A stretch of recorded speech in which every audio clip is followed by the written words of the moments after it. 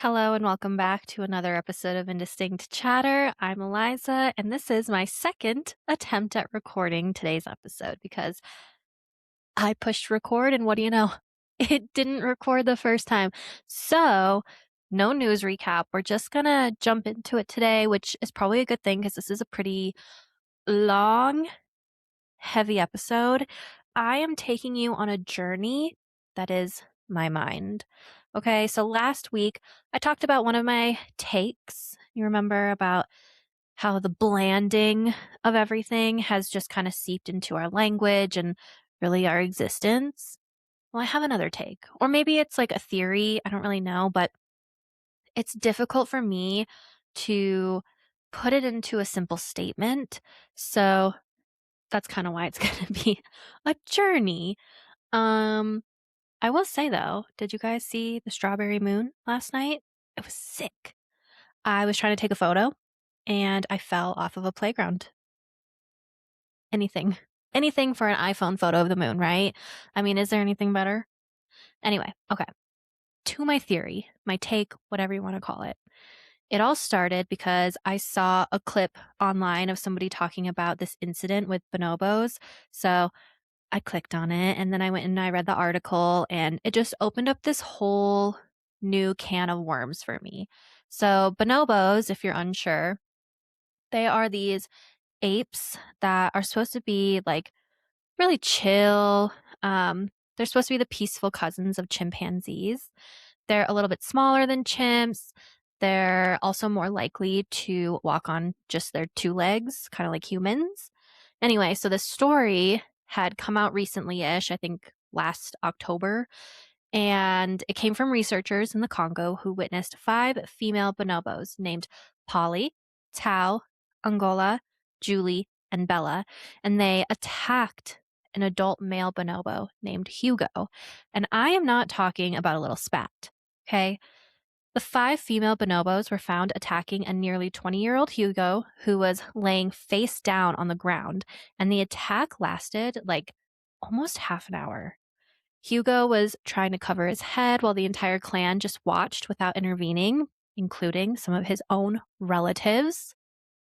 And okay, I'm sorry, I'm going to get a little bit graphic, but like I said, it wasn't just a spat, okay? It wasn't just a bunch of bonobos throwing left hooks at each other.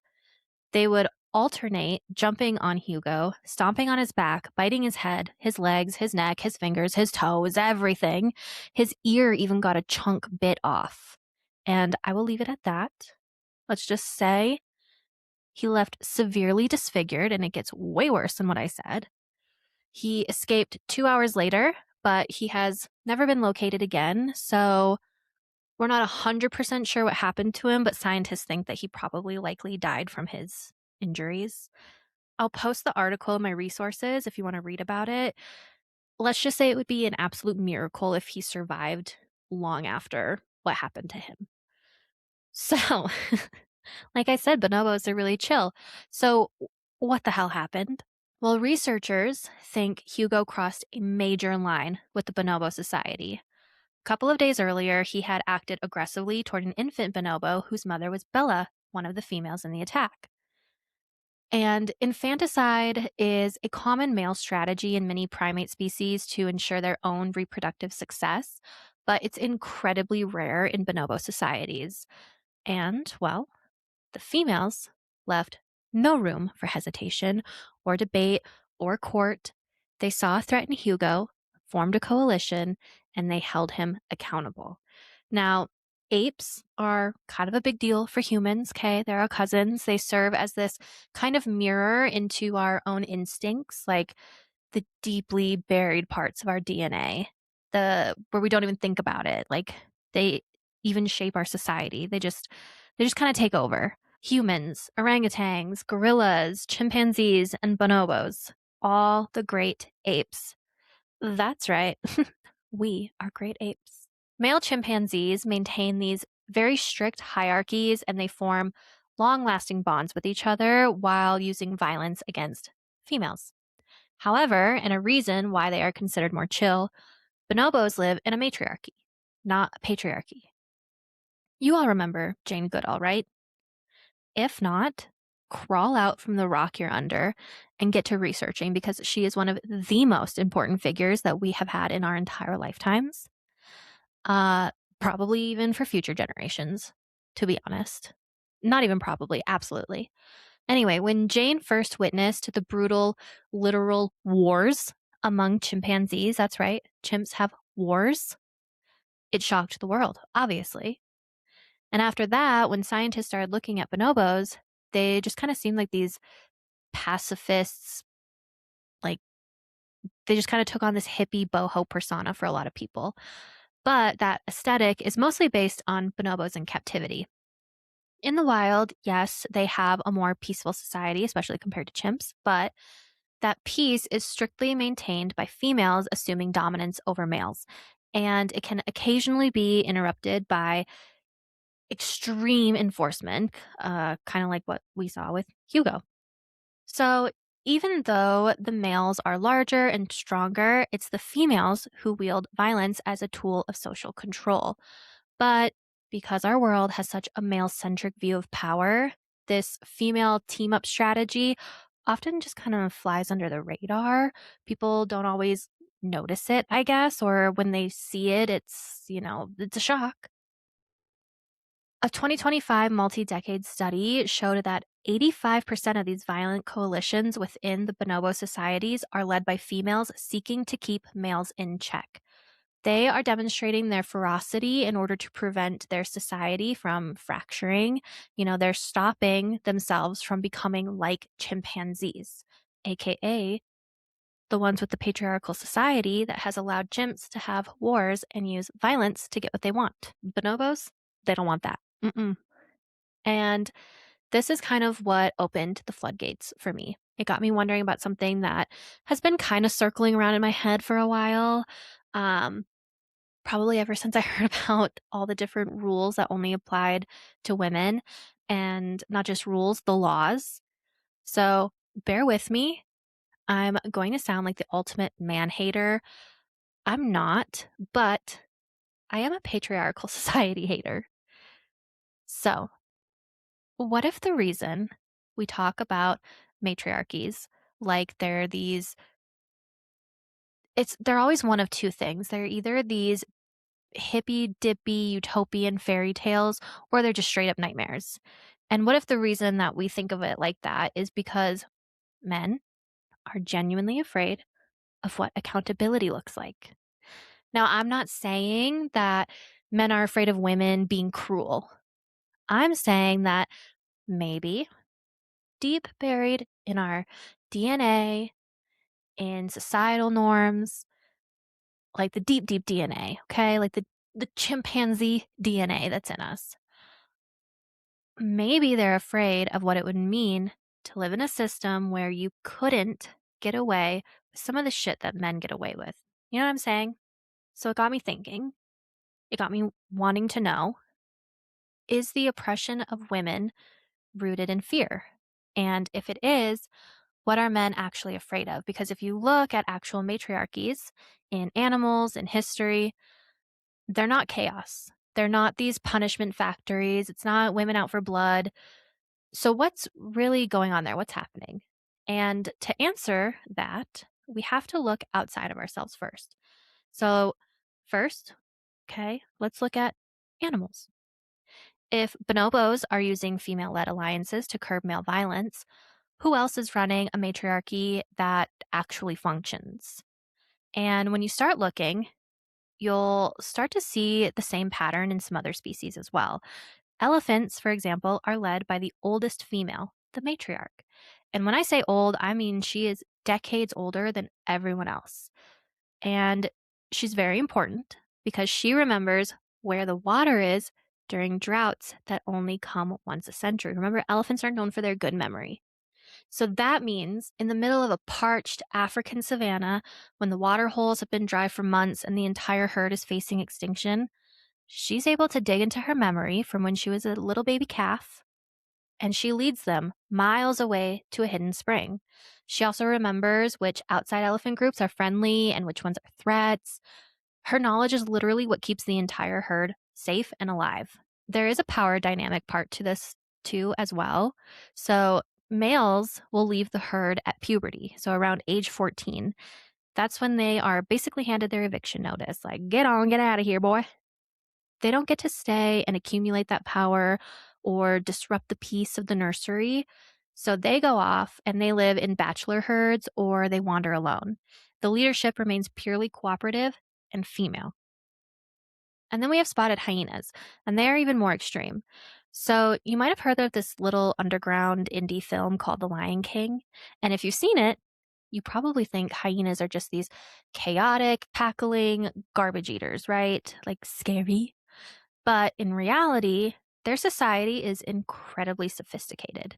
The females are larger, they're more aggressive, and they actually have higher testosterone levels than the males. Every single female in the hyena society outranks every single male, no matter what. So that means a newborn female cub automatically outranks the biggest, oldest male in the clan. And guess what?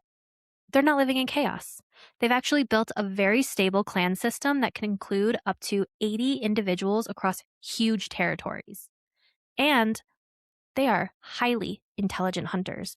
Researchers actually found that female hyenas can answer complex puzzles and problems much better than the males do. And then we have orcas, aka killer whales, and they are a little bit like elephants. So orcas have this thing called the grandmother effect. Female orcas go through menopause around age 50, and they can live to be about 90 to 100 years old. Male orcas typically don't live past 50. So then we're left with these post-menopausal females, and they don't just retire. They don't become dead weight. They don't become the martyr for the pod. They become the leaders of the pod. They know very hyper specific, localized hunting techniques, like how to intentionally beach themselves on the shore to catch seals without getting stuck. Like, that's crazy. That's wild. I had no idea that they could do that. If I saw a whale on a beach, I would assume it was in trouble. No, it might be hunting. And they teach these strategies to the younger generations, passing them down strictly through the female line. Research shows that when a matriarch dies, pod survival rates during food shortages drop significantly. So basically, her brain was literally keeping them alive. So, what these species are telling us is that matriarchies aren't inherently chaotic or cruel. They're actually stable and they work because there's accountability built in. Consequences exist. Males can't just do whatever they want. And somehow that doesn't lead to the collapse of society. Oh my gosh, it leads to survival. But if we look at the psychology of why this works, it kind of challenges everything the patriarchy teaches us about power. In a male dominated system, power is about ego and dominance, it's about forcing others into submission. But in these animal matriarchies, power is about collective preservation and wisdom. The grandmother orca doesn't lead because she's bullying the pod. She leads because she has the map to the food. She has the map to survival. And for any guys listening who still think that this sounds like a complete nightmare, like, oh, the matriarch, it's actually the exact opposite. Living in a patriarchy is psychologically exhausting for males. That's right. I can empathize with men. If you look at a patriarchal species like baboons or chimpanzees, the alpha males live in constant state of paranoia, stress, and hypervigilance because they're always fighting off the next guy, trying to steal their crown or their place or their mate, whatever. They die young and they die stressed. But in a matriarchy, the males actually get a free pass to just chill, man. They just get to relax. Male orcas get to live longer, travel safely, and get fed by their mothers because the social structure is stable and predictable. The accountability system isn't oppressing them. It's actually creating a safe world where they don't have to constantly fight other males just to exist. Now, I know what you're probably thinking, Eliza. Those are whales and elephants and hyenas. Those are animals. We're people, we're humans, we're way different. We're hardwired for patriarchy. But are we really? let's dive into human anthropology, and I'm not talking about the store, and let's face the myth that male dominance is just human nature. And so this brought me to another question, of course. Did humans ever live like this? Did we ever have matriarchies or anything close to one? Well, like most of my questions, the answer is complicated. There's no documented true matriarchy in human history where women ruled over men the exact same way that men ruled over women. But that's kind of the catch, isn't it? We always look for this like patriarchy in a skirt type of thing. We assume that for a matriarchy to exist, women have to be locking men in chains and dominating them through violence. But as we saw with the animals, it's not how female-led power works. It's not about domination. It's about stability. And there are a lot of human societies that came incredibly close to this, and they worked. They thrived, actually. Look at the Minoan Crete. This is probably the closest we get to a true matriarchy. This was a massive island civilization in the Mediterranean Sea during the Bronze Age, and so that means that they were thriving around 1600 to 1500 BCE. The Minoans were an incredibly advanced, literate, and wealthy civilization. They had sophisticated international trade networks, beautiful art, and mind-blowing architecture. And the evidence overwhelmingly suggests that women held the dominant positions in the society, and we learned this through their beautiful art. Minoan frescoes feature women as the central, powerful figures. They show women leading public ceremonies and presiding over major civic events, while the men are painted on the sidelines. Their entire religion centered on a supreme goddess figure, which suggests that spiritual authority and political authority were deeply linked directly to women. One scholar, John Younger from the University of Kansas, called Minoan Crete the closest candidate for a matriarch we have in basically all of recorded history. And it worked because the civilization was stable and it had immense longevity. And now you're probably wondering, okay, well, then where are they? Well, it didn't collapse because women were in charge. I can tell you that much.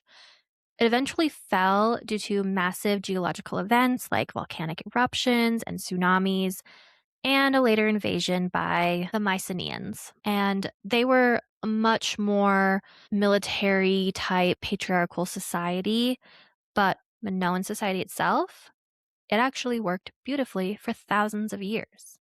Then you have matrilineal societies. These are different from matriarchies, but I feel that they're also very important to understand here. So in a matrilineal society, your lineage, your property, your inheritance, and your family name all pass through your mother's line, not your father's. Your entire identity on this earth comes from your mother. And that's kind of cool, don't you think? I mean, we literally come from our mothers. Why not take everything else? You know what I'm saying, though? And actually, the Iroquois Confederacy in North America operated this way. We're talking about 6 distinct indigenous nations: the Mohawk, Seneca, Oneida, Tuscarora, Cayuga, and Onondaga. These were all united across the Northeast region under what they called the Great Binding Law of Peace. And this started back around the 1100s.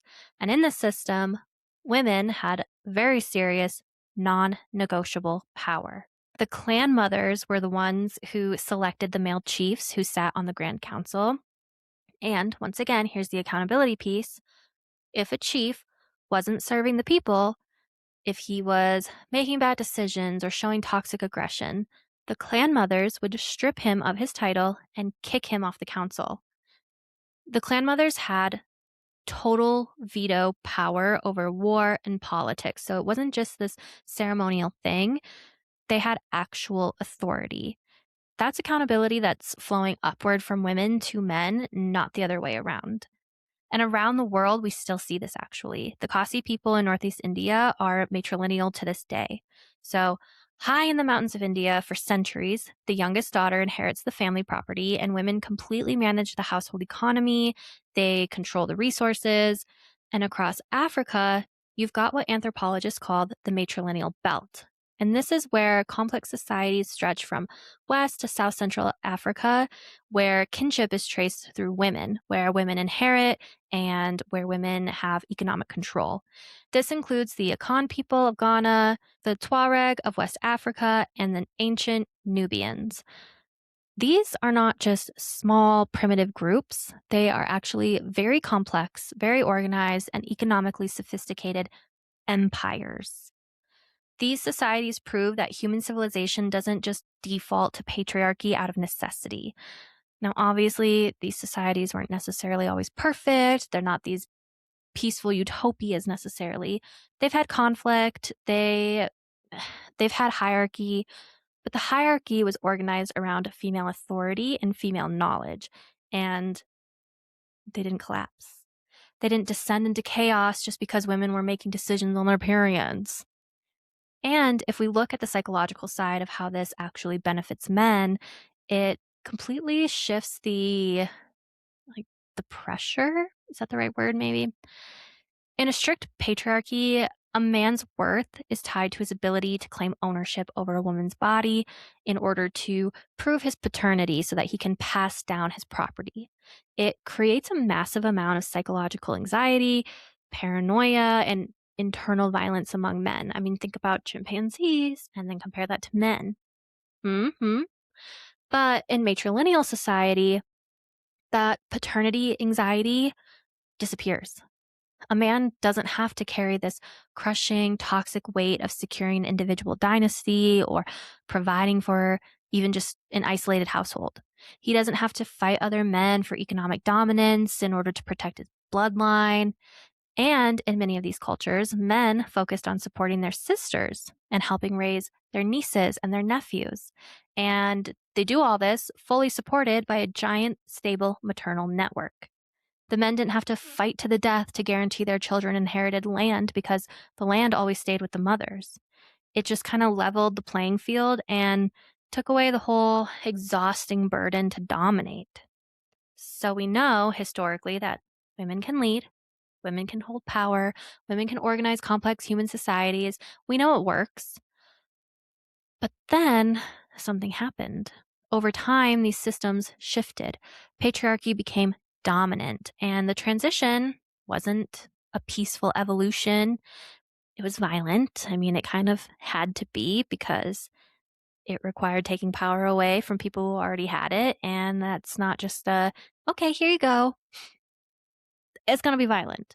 And then this is kind of where fear comes in.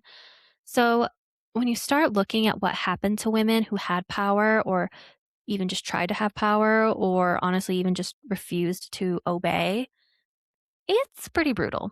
It's also systematic, and I think that it reveals what men were actually afraid of. So I'm going to start with the witch trials. And for now, I'm just talking about the ones in Europe between 1450 and 1750. Now, put my little math cap on. I think that's like, what, 300 years of persecution? And the numbers are scary. They are significant. Somewhere between 40,000 and 50,000 people were executed for witchcraft, and roughly 80% of those people were women. Now, here's what I want you to understand if you don't already understand. Maybe close your eyes when I talk about this for a second. Think about women in your life, because these weren't random accusations.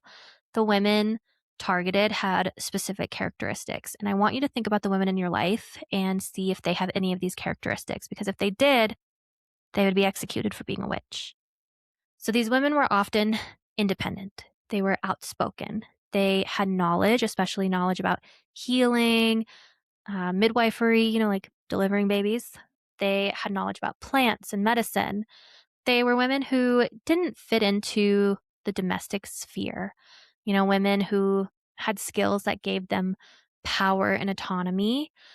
They were also elderly women, single women, women without children, women who were financially independent, women whose husbands had died and they were now managing their own property.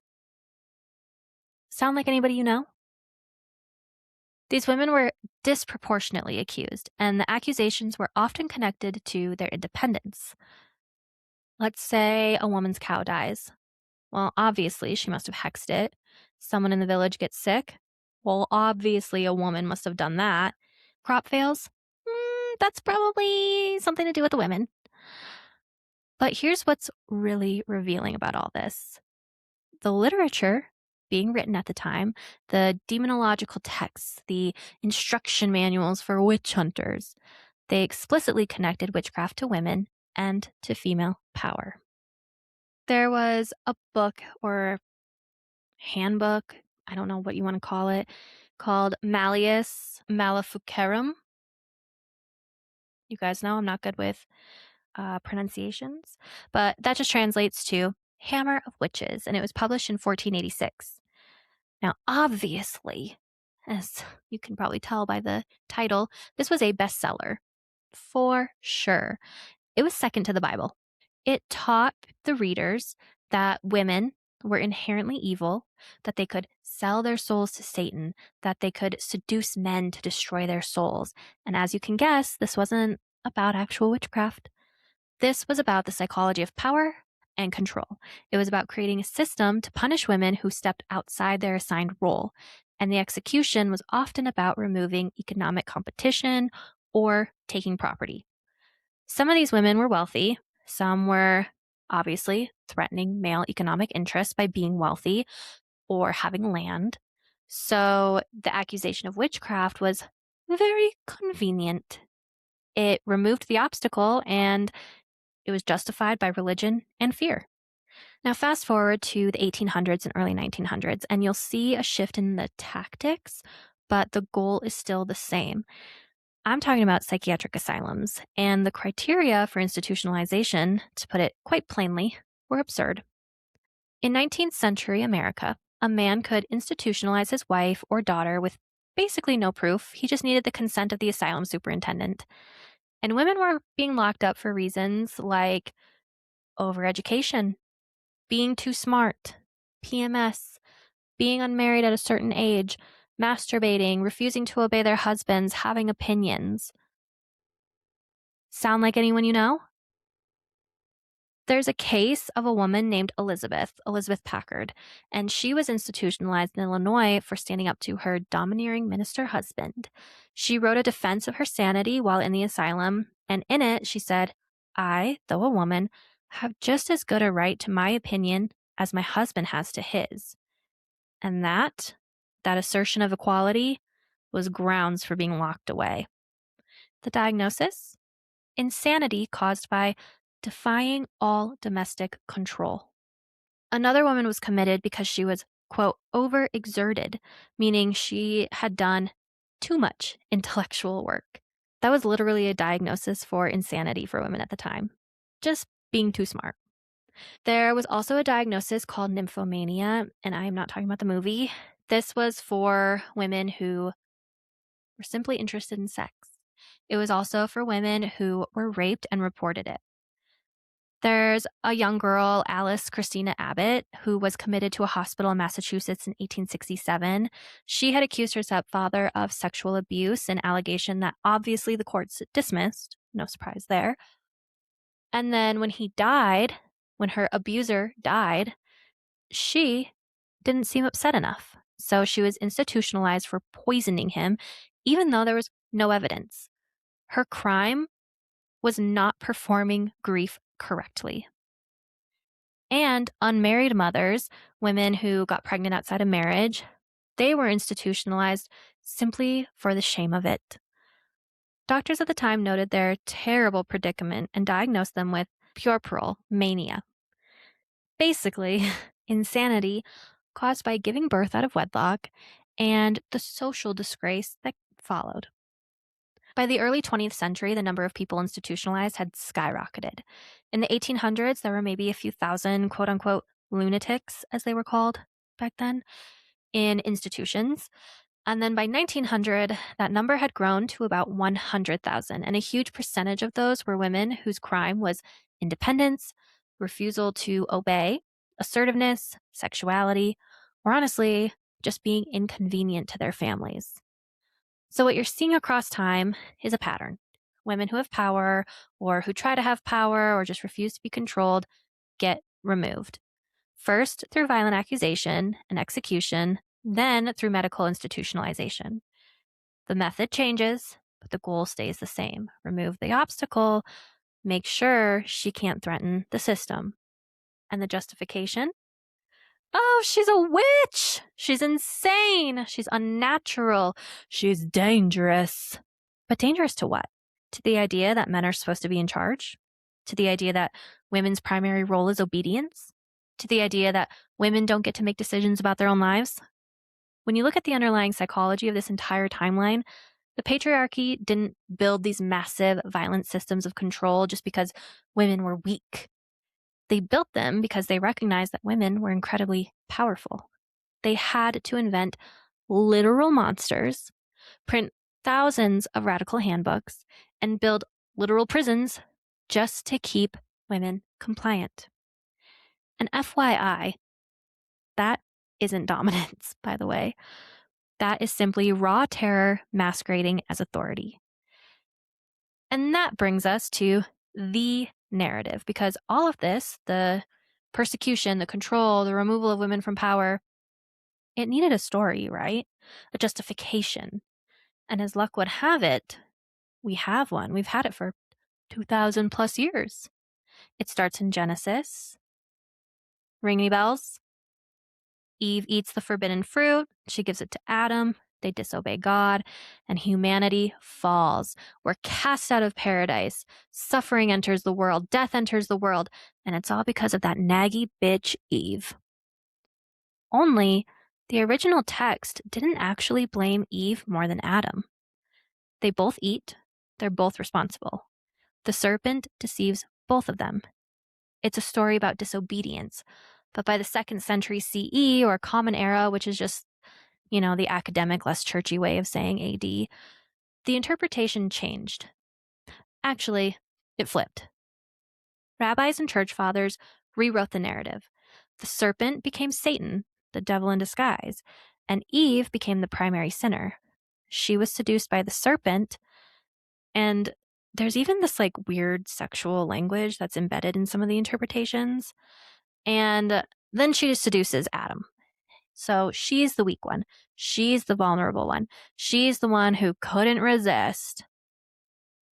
A church father named Tertullian in the early 2nd century said this to women. He said, "You are the devil's getaway." And then if that's not bad enough, he said, "Because of you, even the Son of God had to die."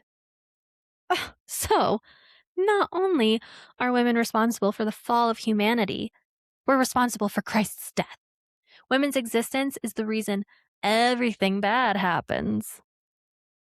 And that narrative gets weaponized. It gets used to justify women's submission, women's silence, women's lack of authority. The Apostle Paul's letters, which may or may not have actually been written by Paul, by the way, but that's a whole other thing. The Apostle Paul's letters are interpreted to say that women shouldn't speak in church and shouldn't hold authority because of Eve's sin. Women are told to be silent and submissive because their ancestor was deceived. Pisses me right off. But you know what else really grinds my gears about all this? The serpent doesn't get the same treatment. If I recall correctly, it was the serpent who deceived Eve. The serpent is literally the one who introduced the deception. But the serpent, Satan, the male figure in the narrative, he gets reframed as a tempter, a seducer, a manipulator, which so is Eve. However, the serpent is seen as powerful and cunning. He's not blamed for humanity's fall. That's all on Eve. That's all on the woman. Now let's compare that to other religious traditions. In Islam, the Quran tells the same story, right? Adam and Eve both eat the fruit. They both disobey. But the Quran doesn't single out Eve as the sinner. It emphasizes the moral lesson for all of humanity, and that is the mercy of Allah in forgiving them both. There's no narrative of Eve as this fundamentally weak or deceivable person. She's not responsible for humanity's suffering. It's a shared responsibility. It's shared forgiveness. But in Christianity, in the theology that spread across Europe and the Americas, The blame lands on the woman. And that narrative that women are inherently weak, inherently susceptible to deception, inherently the cause of humanity's downfall, that becomes the justification for every restriction, every removal, every lock and key. If women are the devil's gateway, then women need to be controlled. Women need to be contained. Women need to be supervised, because the alternative, women with power, women with autonomy, women with accountability over men, that's not just different. That's dangerous. That's satanic. And when you look at this through the lens of psychology, the theological rewrite is the ultimate projection of male fear. By transforming Eve into the ultimate scapegoat, the men running these early religious institutions managed to build a permanent psychological defense mechanism. They weren't just creating a religious rule, they were programming a deep subconscious anxiety into the minds of men for generations. They taught men that female autonomy is an active threat to paradise. What they were truly terrified of wasn't that women were weak, but that women's curiosity and willingness to question authority would shatter the top-down patriarchal control they were trying to build. They had to frame a woman's pursuit of knowledge as a cosmic sin, because if a woman is allowed to think, choose, and hold authority independently, the entire illusion of absolute male dominance falls apart. They twisted a story of shared human accountability into a narrative of female guilt, just to make sure women would never be in position to hold men accountable. So, circling back, here's where I'm at. Here's where my journey has brought me. The oppression of women isn't random, and it's certainly not because women are naturally less capable of leadership or decision making. We've seen matriarchies work. We've seen women lead complex societies. We've seen it happen in animals and history and cultures that are still functioning today. The oppression of women is systematic, and it's sustained because of fear, but not fear that women will be cruel, not fear that women will destroy society. The fear is very specific, and it's the fear of accountability. In a matriarchy, a man doesn't get to do whatever he wants and face no consequence. In a matriarchy, if you harm someone weaker, the group responds immediately. They coordinate, without debate, without mercy. That's what the bonobo showed us in the Congo. That's what the witch trials in Europe reveal, because women with power were threatening the ability of men to do what they wanted without repercussion. But like I said, that doesn't make the society chaotic. It doesn't make it cruel. Bonobos are peaceful. Minoan Crete thrived. The Iroquois had a very sophisticated political system that actually included checks on power, something Western democracy claims to have but rarely delivers. A matriarchy where women have authority, where women hold men accountable, where women distribute resources and make decisions, that society would be stable. Probably more stable than what we have, because the people making the decisions would have to face the people affected by those decisions. The chaos isn't coming from women in power. The chaos is coming from the fear of losing power. And that fear has justified 300 plus years of execution. It's justified institutionalization. It's justified removing women from the public sphere, from education, from economic power, from really any position where they could actually hold men accountable. And the narrative, the theology, the pseudoscience, the culture, all of it is designed to make that control seem natural, make it seem inevitable, and make it seem good. But it's not. It's a choice. And choices can be unmade. Okay, let's normalize changing your mind and making new choices. When you look at the psychological core of this entire concept, it rewrites our baseline understanding of societal power. The reason this fear has persisted across generations, I'm talking from the ancient foundations of Bronze Age theology all the way right into modern institutional structures. It's because patriarchy operates on a psychological feedback loop of projection. Men have spent thousands of years using absolute dominance to escape the consequences of systemic abuse, economic greed, and violence. Now, because that is the only way they know how to wield authority, they project that exact same blueprint onto women. They assume a system centered on female leadership must inherently be a punishment factory built for revenge. But the real-world nuance of anthropology and biology completely shatters that assumption. The fear of a female planet isn't a fear of a dystopian nightmare. It's a deep subconscious panic over the loss of a hall pass.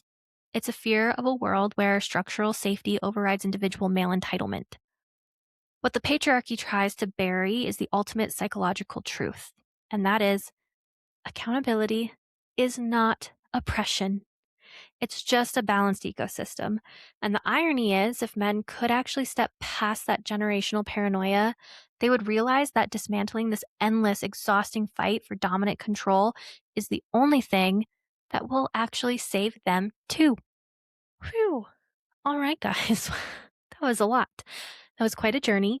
I still don't know if I've fully conceptualized my theory or my take, whatever, but I'm onto something here, okay? And my research shows that I am not the only one seeing these patterns. Anyway, I apologize that this episode was late. Like I said, I recorded this once already and it wasn't recording, and I was already running late on my first recording because I was out camping for Cole's birthday this past weekend and I didn't record. But I'm so glad that we went because, well, frankly, a lot of people are stupid and our state is basically completely on fire.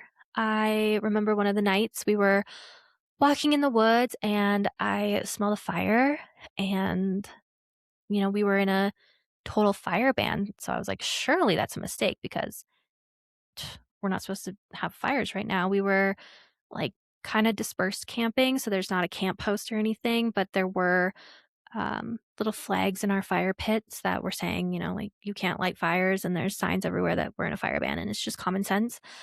And then I smelled this fire, and right away I was like, well, that can't be somebody's fire. If it is, that's really, really dumb. And then I looked up to the sky, and it was orange, and I started getting a little bit scared. We had very little service, so I was using the like satellite texting or whatever it is on the newer iPhones to get information from my parents. And luckily for us, we were not close to the fires. It was just the smoke that we were smelling and seeing. But it's just so sad to see the smoke. And as soon as I got service on our way home, my whole feed was just all the different fires right now going on in Colorado and Utah. And I know that there are more states with fires and insane weather right now, but I do just want to talk about Colorado for a second because it is my home and it's what I know. As of today, June 30th, we have 9 active fires, and 7 of those are 0% contained. The Snyder Fire in Mesa and Grand counties is at 30,280 acres, 0% contained. The Aspen Acres Fire in Custer and Pueblo counties is at 22,827 acres, 0% contained. The Ferris Fires in Dolores and Montezuma counties is roughly 20,561 acres and 0% contained. The Gold Mountain Fire in Ouray County is roughly 8,353 acres, 0% contained. The Willow Fire in Lake County is 1,919 acres and 0% contained. The Big Sheep Fire in Huerfano County is 30% contained at 1,000 acres. The Red Rocks Fire in Mesa County is now 80% contained at 341 acres. So that means Mesa County has 2 fires. The 11 Fire in Fremont County is at 102 acres and 0% contained. And the McLeod Fire, also in Dolores County, so they also have 2 fires. This one's at 113 acres and 0% contained. So, yeah, that is pretty scary. I didn't count it up, but that's like 85,000 acres of trees, land, homes, animals, etc., all burning right now. The extreme heat that we've had, the severe drought, and the high winds that we've been having have kind of created this perfect setting for basically just turning our state into one big giant tinderbox. And obviously that part, is kind of out of our control. Nature sets the stage, but it is often humans that pull the trigger and turn that stage into a disaster. So with that, I just want to say bans are not suggestions. They're emergency walls, so to speak, to protect our homes, our wildlife, and our first responders. Follow the bans And we're not even supposed to be parking on grass right now. Like, that's how unstable and how easy it is to spread a fire. You start your car, a little spark, boom, we have the next neighborhood or forest fire. So if you're listening from Colorado or another tinderbox state, please, please, please just follow the bans. And I know the 4th of July is coming up. I know it's a big deal. We don't need fireworks. We don't need sparklers. And I know. I love them too. They're pretty. They're fun. I get it. But just please, don't do it. It's still going to be a party. And if you're smoking, watch your cigs or whatever you're smoking. Just don't toss it outside. Make sure it's out. Make sure that you don't have chains dragging from your cars, all that good stuff. You know what I'm saying? And if you can, wherever you're listening, please consider donating to volunteer fire departments. These are very scary, very sad times. It's really heartbreaking to see a place that you love being destroyed. And I'm sorry to have such a heavy episode with a heavy closer, but I think I would be disappointed in myself if I didn't bring up the fires and at least bring up 1 or 2 ways for people to be able to help. So with that being said, we will chat next week. In the meantime, as always, it sounds so silly for me to say this right now after just talking about the fires, but please consider rating, reviewing, commenting, following, all that fun stuff. You know I love it. You know I appreciate it. Please also feel free to send me any feedback, any episode suggestions, corrections, you name it. Maybe you have more information about the fires and how to help or support the first responders. Send that information my way. I'll post it. I'll talk about it on the next episode. I'm on Instagram at indistinct.pod or at Eliza Hollister. And on a happy note, after I release this episode, I'm finally going to go and watch Obsession, and I'm so excited. I'm going to get popcorn. I'm going to have a little Diet Coke. We have leftover birthday cake. Ooh, I'm so excited for that. Love ya. Love you. Bye.